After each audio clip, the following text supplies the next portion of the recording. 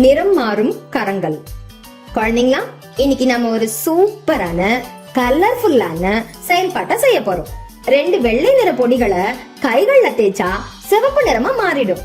ஆச்சரியமா இருக்குல்ல? நீங்க ரொம்ப ஆர்வமா இருக்கீங்கன்னு நினைக்கிறேன். அப்ப சீக்கிரமே இந்த செயல்பாட்டை செஞ்சிடலாமா? வாங்க. இதை செய்யறதுக்கு பொருள் எல்லாம் எதுவும் தேவையில்லை. 2 வகையான பொடிகள் மட்டுமே போதும்.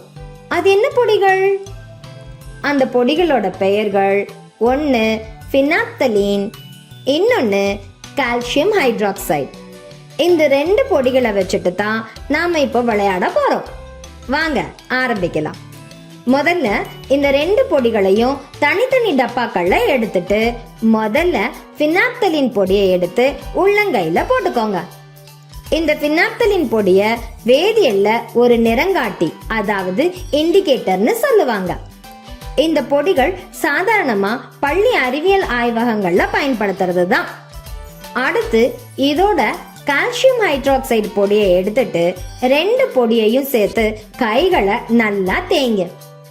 இப்ப வெள்ளை நிற பொடிகளா இருந்த உங்க கைகள் சிவப்பு நிறத்துல மாறிடுச்சு பாருங்க.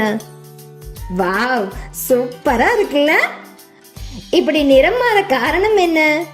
பெரிய காரணம் எல்லாம் இல்ல குட்டீஸ். இந்த 2 பொடிகளுக்கு இடையில நடக்கக்கூடிய வேதியியல் மாற்றம் தான் காரணம். கால்சியம் ஹைட்ராக்சைடோட பினாப்தலீன் சேரும் போது வேதியியல் நிறமாற்றம் நடக்குது. அதனாலதான் இங்க வெள்ளை நிறம் சிவப்பு நிறமா மாறிடுச்சு. ஆனா பலர் இந்த வேதி வினையை வச்சு மக்கள் கிட்ட மூட நம்பிக்கையை உண்டாக்கி ஏமாத்துறாங்க. ஆனா நாம எது உண்மைன்னு தெரிஞ்சுக்கணும்ல, அதுக்கு தான் இந்த செயல்பாடு. நாம செஞ்ச இந்த செயல்பாடு உங்களுக்கு ரொம்ப பிடிச்சிருக்கும்னு நம்புறேன் குட்டீஸ். நீங்களும் இதே மாதிரி வீட்ல பெரியவங்களோட உதவியோட இல்ல பள்ளியில ஆசிரியர்கள் வழிகாட்டுதலோட செஞ்சு பாருங்க.